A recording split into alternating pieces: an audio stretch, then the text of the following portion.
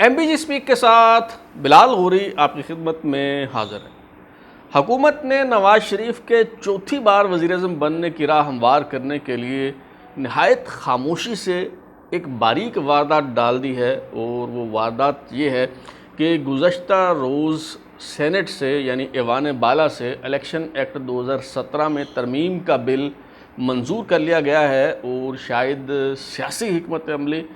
جانی بوجھی اسٹریٹجی کے تحت جو ہے اس کی تشہیر نہیں کی گئی، شور و غوغا نہیں کیا گیا، اور حیرت انگیز طور پر میڈیا نے بھی، مین اسٹریم میڈیا نے بھی اس موضوع کو نظر انداز کر دیا ہے اور چپ سادھ لی ہے۔ دیکھنا یہ ہے کہ چیف جسٹس عمر عطا بندیال، جن کی ریٹائرمنٹ میں ابھی 3 ماہ باقی ہیں، وہ جاتے جاتے اس منصوبے کو ناکام بناتے ہیں یا پھر حالات سے سمجھوتا کرتے ہوئے چپ چاپ گھر چلے جاتے ہیں۔ اور یہ جو منصوبہ ہے نواز شریف کو چوتھی بار وزیر اعظم بنانے کا، کیا یہ مسلم لیگ نون کے وابستگان کا محض ایک خواب ہے، میاں نواز شریف کے متوالوں کا ایک خواب ہے، یا پھر جو حافظ ڈاکٹرین ہے کہ یہ اس کا حصہ ہے؟ آج کے شو میں ہم یہی سمجھنے کی کوشش کریں گے۔ تو جیسا کہ میں نے آپ کو بتایا کہ پی ڈی ایم کی حکومت جو ہے اس نے ایک تیسری کوشش کی ہے نواز شریف کے چوتھی بار وزیر اعظم بننے کے حوالے سے۔ اس سے پہلے موجودہ حکومت جو ہے وہ نواز شریف کے سیاسی مستقبل کے حوالے سے جو قانونی رکاوٹیں حائل ہیں انہیں دور کرنے کے لیے 2 کوششیں کر چکی ہے۔ وہ دونوں کوششیں جو ہیں وہ عدلیہ کی طرف سے ناکام بنا دی گئی ہیں۔ ایک کوشش تو جو ہے وہ یہ کی گئی تھی، جو چیف جسٹس کے اختیارات کم کرنے کے حوالے سے بل منظور کیا گیا تھا، وہ بل تو قانونی شکل بھی اختیار نہیں کر سکا، اور اس سے پہلے ہی جو چیف جسٹس صاحب ہیں انہوں نے اسے معطل کر دیا، اور وہ معاملہ جو ہے وہ ابھی تک سپریم کورٹ میں زیر التوا ہے۔ اسی طرح ایک اور کوشش جو ہے وہ پارلیمان کی طرف سے یہ کی گئی کہ supreme court review judgment and order bill جو ہے وہ منظور کیا گیا، اسے قانونی حیثیت بھی حاصل ہوگی کیونکہ صدر مملکت نے اس پر دستخط کر دیے تھے، لیکن اس کے باوجود وہ معاملہ بھی جو ہے اس پہ نوٹس لے لیا گیا، اور وہ معاملہ بھی سپریم کورٹ میں ابھی تک زیر التوا ہے۔ اسی طرح جو سپریم کورٹ کے بعض جج صاحبان کے حوالے سے آڈیوز لیک ہوئی تھیں، اس حوالے سے بھی حکومت نے ایک کمیشن بنایا تھا، جوڈیشل کمیشن جسٹس قاضی فائز عیسیٰ کی سربراہی میں، لیکن اس پر بھی چیف جسٹس صاحب نے کارروائی کرتے ہوئے جو نوٹیفیکیشن ہے اس کو معطل کر دیا، اور یوں جوڈیشل کمیشن کو کام کرنے سے جو ہے وہ روک دیا گیا۔ اگرچہ اس جوڈیشل کمیشن کا میاں نواز شریف کے چوتھی بار وزیر اعظم بننے سے کوئی تعلق نہیں ہے، لیکن بتانے کا مقصد یہ تھا کہ حکومت یکے بعد دیگرے جو بھی اقدامات اٹھا رہی ہے، اور پارلیمان کی طرف سے اپنے اختیارات کے حوالے سے، اپنی بالادستی کے حوالے سے جو کچھ بھی کیا جا رہا ہے اسے چیف جسٹس صاحب جو ہیں وہ اوور رول کر دیتے ہیں، اور یوں معاملہ جو ہے وہ آگے نہیں بڑھ پاتا۔ تو ابھی ایک اور کوشش کی گئی ہے سپریم کورٹ کی طرف سے، یہ جو 2 کوششیں ہیں ان کو ناکام بنا دیے جانے کے بعد ایک تیسری کوشش پارلیمان اور حکومت کی طرف سے کی گئی ہے، اور وہ یہ ہے کہ 16 جون یعنی جمعہ کی شام ایوان بالا یعنی سینٹ سے ایک بل منظور کیا گیا ہے جس کو کہا گیا ہے الیکشن امینڈمنٹ ایکٹ 2023، اور یہ دراصل جو الیکشن ایکٹ 2017 ہے اس کو امینڈ کیا گیا ہے، اور اگرچہ اس میں کچھ دیگر ترامیم بھی جو ہے وہ کی گئی ہیں۔ الیکشن کمیشن کو زیادہ بااختیار بنایا گیا ہے، اور مزید وضاحت اس حوالے سے کر دی گئی ہے کہ الیکشن کی تاریخ کا اعلان کرنا جو ہے وہ الیکشن کمیشن کا اختیار ہے، اس کی صوابدید ہے، اور اگر کسی وجہ سے اس تاریخ کو تبدیل کرنا ہو تو نیا شیڈول دینا، نیا انتخابی شیڈول جو ہے اناؤنس کرنا، وہ بھی الیکشن کمیشن کی صوابدید اور الیکشن کمیشن کا جو ہے وہ اختیار ہے۔ لیکن یہ جو بل ہے الیکشن امینڈمنٹ ایکٹ 2023 جو سینٹ سے منظور کیا گیا ہے، اس میں جو بنیادی بات ہے وہ یہ ہے کہ الیکشن ایکٹ 2017 کی جو سیکشن 232 ہے اس کو امینڈ کیا گیا ہے، اور اس میں تجویز دی گئی ہے۔ ابھی ظاہر ہے اس نے قومی اسمبلی سے بھی منظور ہونا ہے اور قانونی شکل اس نے اختیار کرنی ہے۔ تو اس میں کہا گیا ہے کہ آئین کے آرٹیکل 62-63 میں جہاں اہلیت اور نااہلی کا ذکر ہے ارکان پارلیمنٹ کے حوالے سے، تو جو معیار مقرر کیا گیا ہے اور اس کو تو اسی طرح سے جو ہے فالو کیا جائے گا۔ سزا کا تعین جہاں موجود ہے وہاں تو اس کے مطابق جو ہے اس پہ عمل درآمد ہوگا، لیکن جہاں طریقہ کار اور مدت کا تعین نہیں کیا گیا وہاں ارکان پارلیمنٹ کی جو ڈسکوالیفیکیشن ہے اس کا دورانیہ زیادہ سے زیادہ 5 سال ہوگا، اس سے زیادہ نہیں ہوگا، یعنی تاحیات نااہلی جو ہے اس کا تصور ختم ہو جائے گا اور کسی پر اس کا اطلاق جو ہے وہ نہیں ہوگا۔ سپریم کورٹ نے بھی جب تاحیات نااہلی کے حوالے سے فیصلہ کیا تھا 62(1)(f) کے حوالے سے، اس کی تشریح اور تعبیر کرتے ہوئے یہ کہا گیا تھا کہ جی آئین میں اس حوالے سے ابہام موجود ہے، ایک لکونہ جو ہے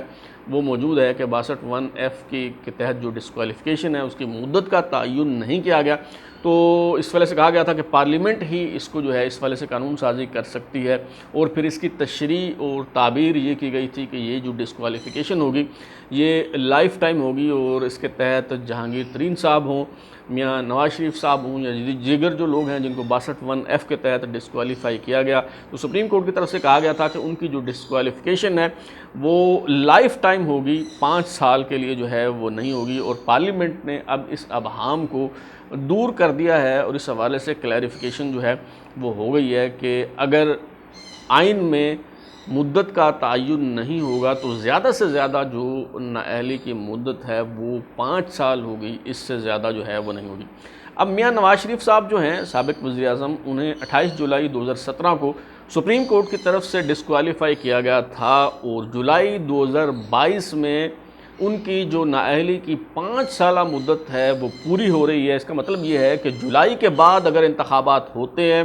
تو وہ اس میں حصہ لے سکتے ہیں، کسی بھی عوامی عہدے کے لیے وہ اہل ہوں گے، وہ وزیر اعظم جو ہے بن سکتے ہیں 4تھی مرتبہ۔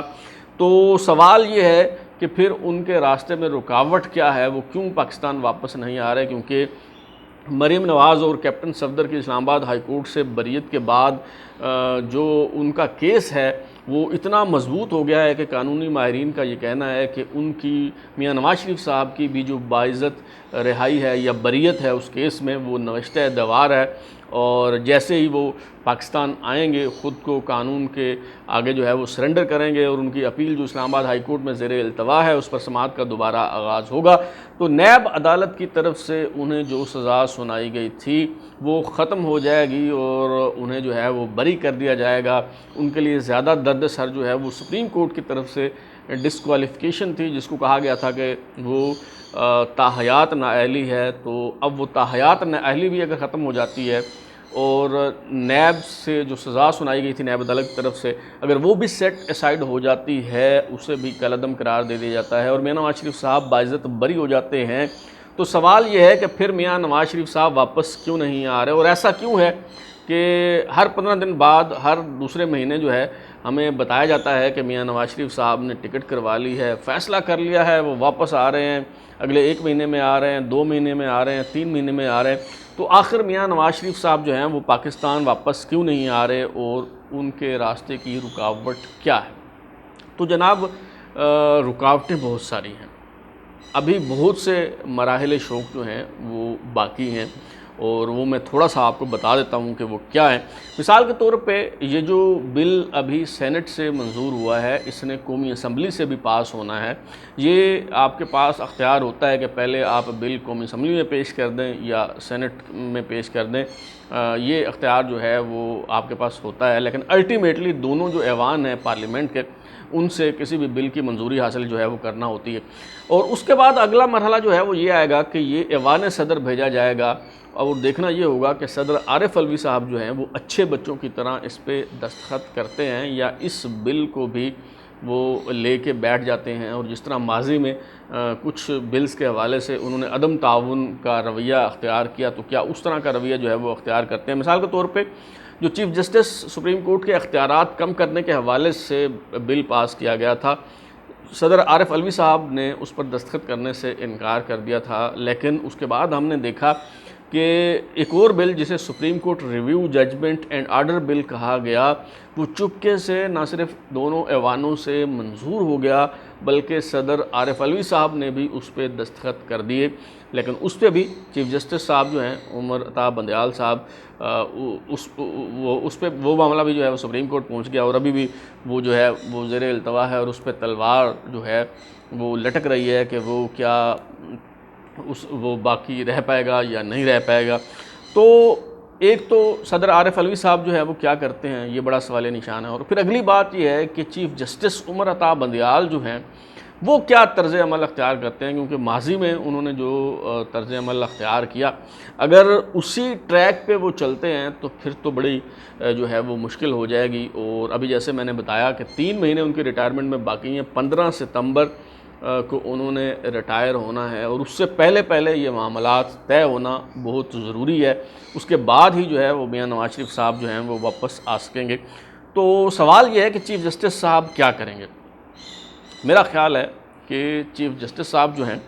وہ ان کے لیے بہت مشکل ہو جائے گا یہ مزاحمت کا راستہ جو ہے وہ اختیار کرنا،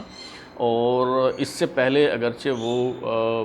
کرتے رہے ہیں لیکن اب حالات ان کے لیے بہت ہی جو ہے وہ مشکل دکھائی دے رہے ہیں، کیونکہ اگر تو یہ معاملہ ہوتا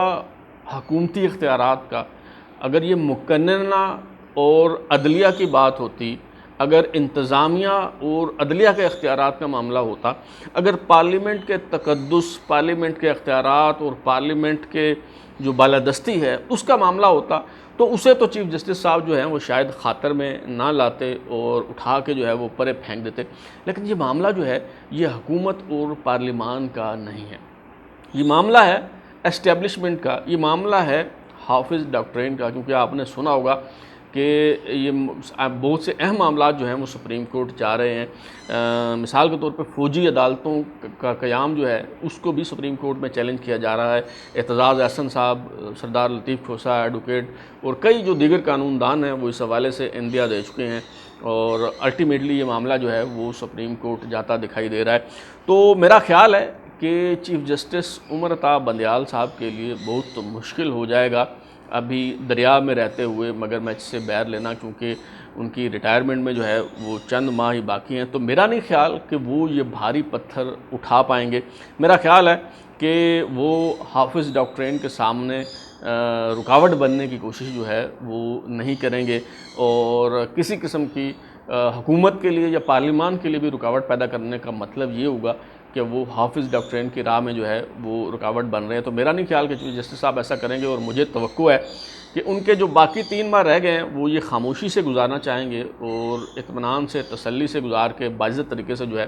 وہ گھر جانا چاہیں گے۔ تو مجھے تو کم از کم جو ہے وہ یہی لگتا ہے، کیونکہ اس سے پہلے الیکشن کے انعقاد کے حوالے سے انہیں رسوائی اور جگ ہنسائی کا سامنا جو ہے وہ کرنا پڑا ہے، اور وہ اپنے ان احکامات پر جو ہے وہ عمل درآمد نہیں کر سکے، تو لہٰذا اب وہ کوئی اس طرح کا ایڈونچر جو ہے وہ نہیں کریں گے جس سے ان کے لیے مزید جو ہے وہ مسائل پیدا ہو جائیں۔ تو حافظ ڈاکٹرین جس کا ذکر میں بھی کر رہا ہوں اور آپ بھی سن رہے ہوں گے، تو وہ میرا خیال ہے کہ مارکیٹ میں آ چکی ہے، اور ہر کوئی اپنے انداز میں اس کی تشریح اور تعبیر جو ہے وہ کر رہا ہے۔ مسلم لیگ نون کے جو وابستگان ہیں، جو میاں نواز شریف کے متوالے اور جالے ہیں، جو ان کے چاہنے والے ہیں، وہ اپنے انداز میں اس کی تعریف کر رہے ہیں، جو پیپلز پارٹی کے لوگ ہیں وہ اپنے انداز میں اس کی تعبیر جو ہے وہ بیان کر رہے ہیں، اور باقی جو سیاسی جماعتیں ہیں وہ اپنے اپنے انداز میں جو ہے وہ اسے دیکھ رہی ہیں۔ مسلم لیگ نون کے کارکنوں کا جہاں تک خیال ہے، اور لیڈرشپ بھی جو ہے وہ یہی سوچ رہی ہے کہ جو حافظ ڈاکٹرین ہے اس کا مطلب یہ ہے کہ جی ابھی جب انتخابات ہوں گے تو اس سے پہلے ترازو کے دونوں پلڑے برابر ہوں گے، عمران خان صاحب کو جو ہے وہ سزا ہو جائے گی، وہ جیل میں ہوں گے، میاں نواز شریف صاحب کی نااہلی ختم ہو جائے گی، وہ آ کے پاکستان لیڈ کریں گے، الیکشن کمپین چلائیں گے، اور پھر الٹیمیٹلی وہ چوتھی بار وزیر اعظم بنیں گے۔ اور نون لیگ کے جو کارکن ہیں وہ حافظ ڈاکٹرین کو جو ہے وہ اس انداز میں دیکھ رہے ہیں، لیکن میرا خیال ہے کہ حافظ ڈاکٹرین جو ہے وہ باجوہ ڈاکٹرین کے نسبت بہت کمپلیکس ہے، بہت پیچیدہ ہے، تہبت ہے، جو ہے وہ الجھی ہوئی ہے، اور اسے سمجھنا اتنا آسان نہیں ہے، اور اس حوالے سے اس کی تشریح اور تعبیر کے حوالے سے میرا خیال ہے کہ اتنی جلدی بھی جو ہے وہ نہیں کرنی چاہیے، کیونکہ وقت کے ساتھ ساتھ ہی جو ہے وہ اس کی سمجھ آئے گی، بلکہ مجھے لگتا ہے کہ لگ سمجھ جائے گی ان سب لوگوں کو جو اپنے اپنے انداز میں حافظ ڈاکٹرین کے جو ہے وہ تشریح کر رہے ہیں۔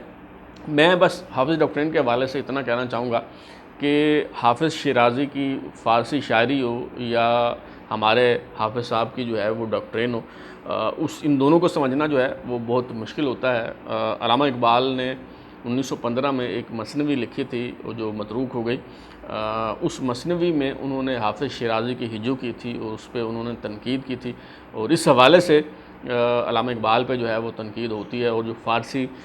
سمجھنے والے ہیں، بولنے والے ہیں، وہ ویسے تو بڑے گرویدہ ہیں علامہ اقبال کے، لیکن اس مثنوی کے حوالے سے وہ کہتے ہیں کہ جی یہ بڑا غلط کام کیا علامہ اقبال نے کہ جی حافظ صاحب کی شان نے جو ہے وہ گستاخی کی۔ تو بہرحال اس مثنوی کا ایک مصرع ہے جو میں آپ کے سامنے رکھنا چاہوں گا، جس سے شاید آپ کو حافظ ڈاکٹرین کو سمجھنے میں جو ہے وہ آسانی ہو۔ اس مثنوی میں علامہ اقبال نے کہا تھا، ہوشیار از حافظ صحبہ گسار، ہوشیار از حافظ صحبہ گسار۔ اب صحبہ گسار کا کیا مفہوم اور کیا معنی ہے، یہ آپ کسی فارسی پر دسترس اور عبور رکھنے والے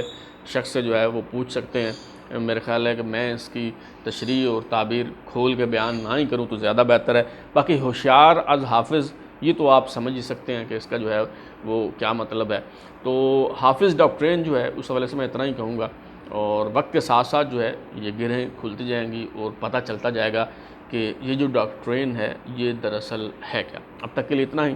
بلال غوری کو اجازت دیجیے، پھر ملاقات ہوگی۔ اگر آپ کو ہمارا شو پسند آیا تو اسے لائک کریں، کامنٹ کریں، شیئر کریں، اور ہمارا چینل سبسکرائب کرنے کے بعد بیل آئکن گھنٹی ضرور دبائیں تاکہ آپ کو نئی ویڈیوز کی نوٹیفیکیشنز ملتے رہیں۔ بہت شکریہ۔